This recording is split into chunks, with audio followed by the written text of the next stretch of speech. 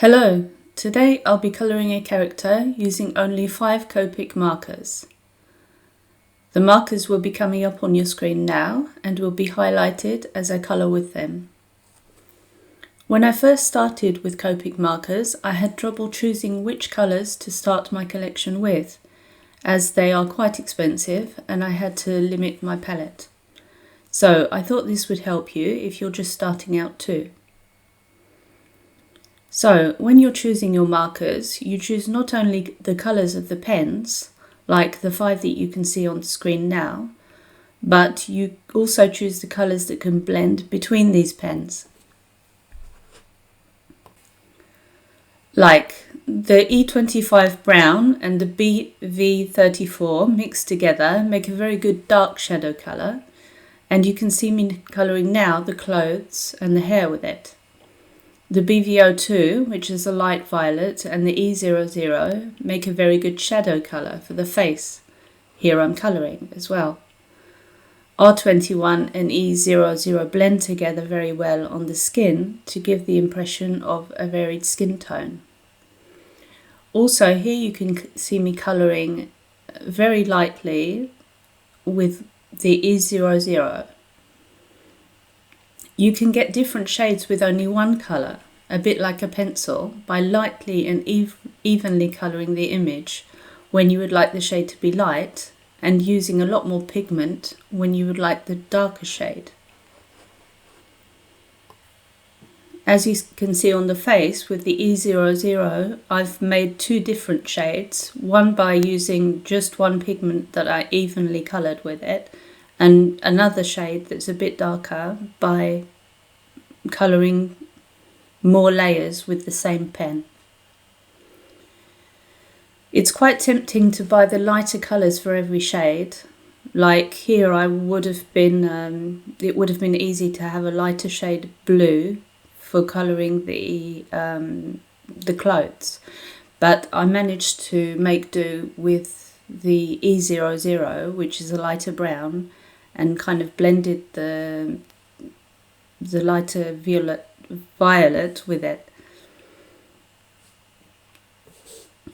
It doesn't look perfect, but it works. You can also make different shades by changing the order of the colours that you lay down.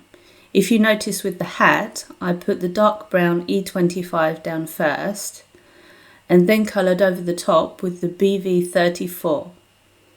This gives a dark purple. But when I coloured the hair, I put the purple down first, then coloured over it with the brown, so I get a dark brown. The last colour that you use is going to be the dominant colour.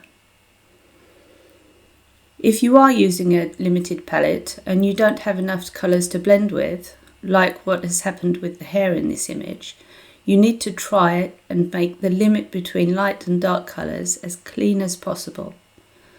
This is what animators do when they use the cell shading technique. That is, the technique that you see in cartoons where the shadow is not blended. It's a clean difference between the colours. The shadow works well in cartoons because it's clean, sharp line. If it was messy, then it would just look like the image wasn't blended properly. Your choice of colours will also depend on the type of image that you like to colour. If you colour a lot of humans, then you will need at least one skin colour and a different colour for the hair and the clothes.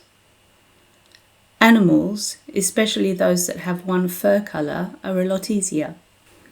You would just need about 3 different shading colours for the colour of the fur, and possibly a colour for the eyes.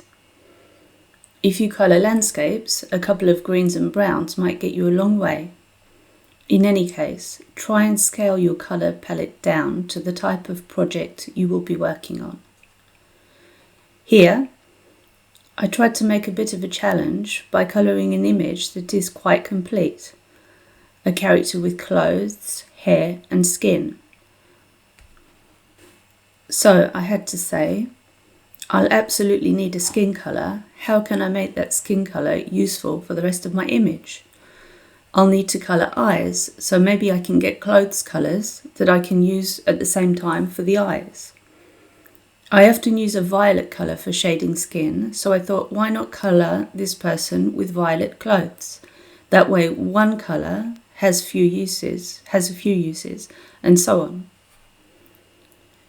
So this will be a first in a series. I like the idea of working with a limited palette. It not only helps when starting out a marker collection, but it could also be useful when setting up a workspace that you can sit down and work for 10 minutes at a time, as mentioned in my No Time to Colour video. Or it could also be useful if you're going on holiday and can only take a few colours. In any case, it's been quite a fun challenge for me, and I think it has worked out quite well. I hope you enjoy watching the rest of the spoon painting, and I'll see you in the next video. Bye!